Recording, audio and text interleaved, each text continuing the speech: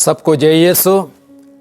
प्यारे भाई और बहनों, आत्मदर्शन टीवी की ओर से इस बाइबल स्टडी प्रोग्राम में मैं आप सबों का हार्दिक अभिनंदन करता हूं।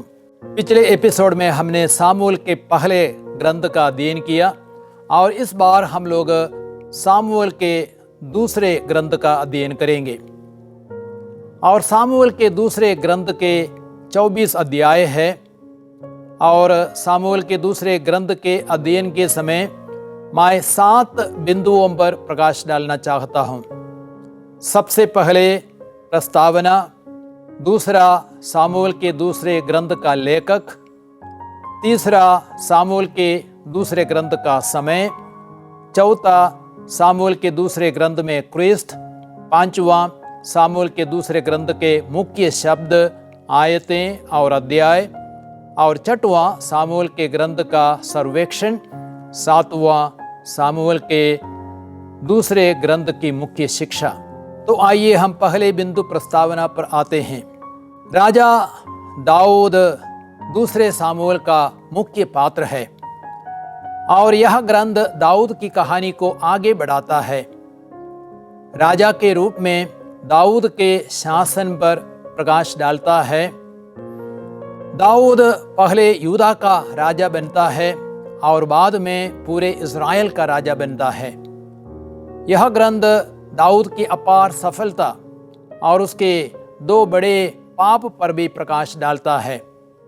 पाप के बाद उसके पूरे परिवार और पूरे राष्ट्र पर भारी दंड आता है, लेकिन दाऊद पश्चाताप करता है और प्रभु उसे नहीं छोड़ता है। अब हम देखते हैं सामुएल के दूसरा ग्रंथ का लेखक। अनुमान है कि नबी नातान और गाद ने भी ग्रंथ की रचना में सहयोग दिया होगा, क्योंकि पहले इतिहास में लिखा है कि नबी नातान और दृष्टा गाद के ग्रंथों में राजा दाऊद का आदि से अंत तक का इतिहास लिखा गया है। लेकिन बहुत संभव है कि ग्रंथ का अंतिम रूप किसी संपादक द्वारा दिया होगा। अब हम देखते हैं सामुएल के दूसरे ग्रंथ का समय, यह तीसरा बिंदु है और माना जाता है 1010 ईसा पूर्व से 970 ईसा पूर्व तक दाऊद के ग्रंथ का समय माना जाता है। वर्ष 1010 ईसा पूर्व में राजा साउल की मृत्यु हुई और उसी वर्ष राजा दाऊद ने अपना शासन प्रारंभ किया। राजा दाऊद ने 970 ईसा पूर्व तक इज़राइल पर शासन किया। विद्वानों का मानना है कि दूसरे सामुएल की रचना संभवतः 900 ईसा पूर्व में हुई होगी। अब हम चौथे बिंदु पर आता है, अर्थात सामुएल के ग्रंथ में क्रिस्त। सामुएल का ग्रंथ क्रिस्त के विषय में क्या कहता है और सामुएल के इस दूसरे ग्रंथ में क्रिस्त के कौन कौन प्रतिनिधित्व करता है। पुराने नियम में दाऊद क्रिस्त का सुंदर प्रतीक है। पापों के बावजूद भी दाऊद प्रभु के मन के अनुकूल व्यक्ति बना रहता है। कभी कभी वह अपने व्यक्तिगत जीवन में असफल हो जाता है, फिर भी प्रभु के साथ संबंध में ढीला नहीं पड़ता है। अधिकांश अन्य राजाओं के समान राजा दाऊद कभी भी मूर्ति पूजा के पाप में नहीं गिरा। वह यहोवा के प्रति हमेशा वफादार था और एक आदर्श राजा था। उसके शासनकाल में न्याय, धार्मिकता, प्रज्ञा, साहस और दयालुता को बढ़ावा मिला। यरूशलेम पर विजय पाने के बाद वह सालेम का राजा मेल्कीसेदक धार्मिकता का राजा के सिंहासन पर विराजमान होता है। उत्पत्ति ग्रंथ अध्याय 14 वाक्य संख्या 18 में हम सालेम का राजा मेल्कीसेदक के बारे में पढ़ते हैं। वह एक ऐसा आदर्श या मानदंड बना कि अन्य सभी राजा दाऊद के मानदंड से नापे गए। अब हम 5वें बिंदु पर आते हैं, सामुएल के दूसरे ग्रंथ के मुख्य शब्द, मुख्य आयतें और मुख्य अध्याय। मुख्य शब्द दाऊद स्वयं है, अर्थात राजा दाऊद दूसरे सामुएल का मुख्य पात्र है। ग्रंथ की मुख्य शिक्षा यह है कि आज्ञा पालन आशीषें लाता है, जबकि आज्ञा का उल्लंघन अभिशाप लाता है। और इस ग्रंथ का मुख्य पद है अध्याय 7 वाक्य संख्या 12 से 13 और अध्याय 22 वाक्य संख्या 21। और अध्याय 7 12 से 13 तक में हम पढ़ते हैं, जब तुम्हारे दिन पूरे हो जाएंगे और तुम अपने पूर्वजों के साथ विश्राम करोगे, तो मैं तुम्हारे पुत्र को तुम्हारा उत्तराधिकारी बनाऊंगा और उसका राज्य बनाए रखूंगा। वही मेरे आदर में एक मंदिर बनवाएगा और मैं उसका सिंहासन सदा के लिए सुदृढ़ बना दूंगा। अर्थात इस कथन पर हम थोड़ी देर मनन करें।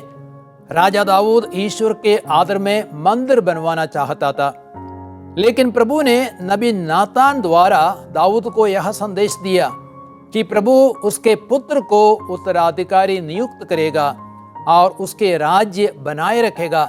उसका पुत्र ही प्रभु के आदर में मंदिर बनवाएगा। और याद करें, सूक्ति ग्रंथ अध्याय 16:1 में कहा गया है, मनुष्य योजनाएं बनाता है, उनकी सफलता प्रभु पर निर्भर है। राजा दाऊद ने योजना बनाई, लेकिन प्रभु की इच्छा कुछ और थी। और एक दूसरी मुख्य आयत है अध्याय 22 वाक्य संख्या 21। वहां पे वचन कहता है, प्रभु मेरी धार्मिकता के अनुरूप मेरे साथ व्यवहार करता है, मेरे हाथों की निर्दोषता के अनुरूप मुझे पुरस्कार देता है। कहने का तात्पर्य यह है, जिस समय प्रभु ने दाऊद को उसके सब शत्रुओं और साउल के हाथ से बचा लिया था, उस समय उसने प्रभु के लिए भजन गाया। उसने कहा, प्रभु मेरी चट्टान है, मेरा गढ़, मेरा उद्धारक। प्रभु मेरी धार्मिकता के अनुरूप मेरे साथ व्यवहार करता है, मेरे हाथों की निर्दोषता के अनुरूप मुझे पुरस्कार देता है। अध्याय 22 वाक्य संख्या 1 से लेकर अध्याय 2 वाक्य संख्या 21 तक। अब हम आते हैं सामुएल के ग्रंथ में मुख्य अध्याय कौन सा है। विद्वानों का मानना है कि मुख्य अध्याय 11 है। अध्याय 11 राजा दाऊद के 2 बड़े पापों का उल्लेख करता है। वह हित्ती उरिया की पत्नी बत्शेबा के साथ व्यभिचार करता है। जब बत्शेबा गर्भवती होती है, अपने पाप को छिपाने के लिए हित्ती उरिया को मरवा डालता है। तब दाऊद ने उसकी पत्नी को अपने घर में रख लिया। वह उसकी पत्नी बन गई और उससे एक पुत्र उत्पन्न हुआ। लेकिन दाऊद ने जो किया वह प्रभु को अच्छा नहीं लगा। उसके फलस्वरूप दाऊद और उसके परिवार पर आशीष बंद हो जाती है। दाऊद के परिवार और राज्य पर भयंकर दंड आता है। अब हम छठे बिंदु पर आते हैं, अर्थात सामुएल के दूसरे ग्रंथ का सर्वेक्षण, A survey of the second book of Samuel। दूसरा सामुएल पहले सामुएल में दी गई दाऊद की कहानी को आगे बढ़ाता है। साउल की मृत्यु के बाद वह यूदा का राजा बना और 7.5 वर्षों तक हेब्रोन में शासन किया और बाद में सारे इज़राइल का राजा बना और यरूशलेम में 33 वर्षों तक शासन किया। ग्रंथ को 3 भागों में विभाजित किया जा सकता है और पहला भाग है अध्याय 1 से अध्याय 10 तक। वहाँ पे हम दाऊद की अपूर्व सफलता के बारे में पढ़ते हैं। साउल की मृत्यु के बाद वह यूदा का राजा बना और 7.5 वर्षों तक हेब्रोन में शासन किया। अध्याय 1 से 4 तक इन बातों को हम पढ़ते हैं। यद्यपि साउल दाऊद को मार डालना चाहता था, फिर भी वह साउल की मृत्यु पर आनंद नहीं मनाता है, क्योंकि दाऊद जानता था कि साउल प्रभु द्वारा अभिषिक्त व्यक्ति था। साउल का सेनापति अब्नेर साउल के पुत्र इशबोशेत को सारे इज़राइल का राजा बना दिया था। बाद में अब्नेर इशबोशेत को त्याग देता है और दाऊद को यूदा और इस्राएल का राजा बनाने की योजना बनाता है। लेकिन योआब ने अब्नेर द्वारा अपने भाई असाएल की हत्या के कारण अब्नेर से बदला लिया और उसे मार डाला। उसके बाद इज़राइल के सभी नेता हेब्रोन में राजा के पास आए और उन्होंने दाऊद का इज़राइल के राजा के रूप में अभिषेक किया। इस बात को अध्याय 5 वाक्य संज्ञा 3 में हम पढ़ते हैं। राजा ने अपने सैनिकों के साथ यरूशलेम जाकर यबूसियों पर, जो वहां के निवासी थे, आक्रमण किया। दाऊद ने उन्हें पराजित किया और सियोन के किले पर अधिकार कर लिया और उसका नाम दाऊद नगर रखा। दाऊद ने यरूशलेम को पूरे इस्राएल का नागरिक और धार्मिक केंद्र बनाया। दाऊद के शासनकाल में इस्राएल के राजनैतिक, आत्मिक एवं सैनिक समृद्धि होती गई। दाऊद प्रभु की मंजूषा को यरूशलेम लाता है और ईश्वर के लिए मंदिर बनाना चाहता है। अध्याय 7 में इन बातों को हम पढ़ते हैं। वह प्रभु के अपने राज्य एवं शासन का केंद्र बनाता है, जिसके चलते राष्ट्र पर आशीषों की वर्षा होती है। अध्याय 8 से 10 तक इन बातों को हम पढ़ते हैं। प्रभु दाऊद को उसके सारे कामों में विजयी बनाता गया। अध्याय 8 वाक्य संज्ञा 14 में कहा गया है, दाऊद जहां भी जाता था प्रभु उसे विजय दिलाता था। अब हम सामुएल के दूसरे ग्रंथ के दूसरे भाग को देखते हैं, अर्थात अध्याय 11, जहां पे हम दाऊद के पापों के बारे में पढ़ते हैं। दाऊद के अपराध थे, उसने व्यभिचार किया और उसने हत्या की, और इस ग्रंथ का निर्णायक बिंदु बन जाता है दाऊद का पाप। इन अपराधों के कारण दाऊद की सारी सफलताएं और आशीषें अब व्यक्तिगत, पारिवारिक और राष्ट्रीय संकटों और समस्याओं में बदल जाती है, जिनका उल्लेख अगले अध्यायों में मिलता है। और इस ग्रंथ के तीसरा भाग है दाऊद के संकट।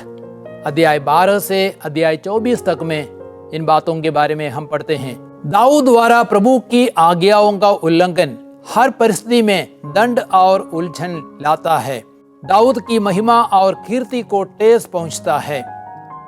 लेकिन जब नबी नातान ने उसकी निंदा की, दाऊद ने अपने पापों को स्वीकारा और उनके लिए पश्चाताप और प्रायश्चित किया। प्रभु दाऊद को क्षमा करता है, लेकिन तलवार उसके घर से दूर नहीं होगी। बत्शेबा से जन्मे उसका बच्चा मर जाता है। दाऊद का पुत्र अम्नोन दाऊद की पुत्री तमार के साथ बलात्कार करता है। तामार का भाई अबसलोम अम्नोन को मार डालता है। इस प्रकार दाऊद के परिवार की मुसीबतें बढ़ जाती है। और आगे हम देखते हैं, अबसलोम पिता के विरुद्ध विद्रोह करता है और लोगों के समर्थन से अपने को राजा घोषित करता है, और उसके फलस्वरूप दाऊद यरूशलेम छोड़कर भागता है। लेकिन प्रभु की कृपा से दाऊद फिर से अपनी सेना को एकत्रित करता है और अबसलोम की सेना को पराजित करता है। योआब दाऊद के आदेश के विरुद्ध अबसलोम को मार डालता है। दाऊद पूरे इस्राएल को एक राष्ट्र के रूप में एकत्रित करना चाहता है, लेकिन 10 उत्तरी वंशों और 2 दक्षिणी वंशों के बीच में तनाव उत्पन्न होता है। शेबा दाऊद के विरुद्ध विद्रोह की अगुवाई करता है और शेबा मारा जाता है और योआब विद्रोहियों को पराजित करता है। अंतिम 2 अध्याय दाऊद के शब्दों और कार्यों का संक्षेप है। वे यह दिखाते हैं कि लोगों की हालत और परिस्थिति बहुत हद तक राजा की आत्मिक और नैतिक अवस्था पर निर्भर है। इस्राएलियों की जनगणना द्वारा भी दाऊद ने पाप किया और इस्राएल दंडित किया गया। अध्याय 24 में इस बात को हम पढ़ते हैं। राष्ट्र ईश्वर द्वारा आशीषित है जब राजा ईश्वर की आज्ञाओं का पालन करता है, लेकिन जब राजा ईश्वर की आज्ञाओं का उल्लंघन करता है, पूरे राष्ट्र पर उसका बुरा असर पड़ता है। अब हम 7वें अंतिम बिंदु पर आते हैं, अर्थात सामुएल के दूसरे ग्रंथ की शिक्षा क्या है हमारे लिए। पहली शिक्षा यह है, जीवन की सफलता, जैसे मैंने कहा, प्रभु के आदेशों के पालन पर निर्भर है।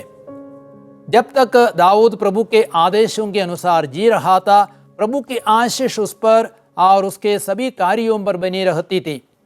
दाऊद जहां भी जाता था, प्रभु उसे विजय दिलाता था। सामुएल के दूसरे ग्रंथ अध्याय 8 वाक्य संख्या 6। और एक दूसरी महत्वपूर्ण शिक्षा है, जब हम प्रभु के आदेशों का उल्लंघन करते हैं, हम प्रभु की आशीषों से वंचित हो जाते हैं। परिस्थितियां, लोग, परिवार के प्रियजन भी हमारे खिलाफ हो जाते हैं। इसलिए प्रभु के आदेशों के पालन में ही हमारा कल्याण है, परिवार का, राष्ट्र का कल्याण है। और एक तीसरी महत्वपूर्ण शिक्षा है, पाप किए तो ईश्वर की दया और करुणा पाने के लिए पश्चाताप ही एकमात्र मार्ग है। दाऊद ने पश्चाताप किया, इसलिए सिंहासन उसको वापस मिला और उसका वंश हमेशा के लिए बना रहा। तो प्यारे भाई और बहनों, आप लोगों ने सामुएल के ग्रंथ पर मनन किया है और मेरी आशा है आप उस ग्रंथ को और अच्छी तरह समझ पाएंगे यदि इन बातों को अपने मन में रखेंगे। अब अगले एपिसोड में हम देखेंगे राजाओं का पहला ग्रंथ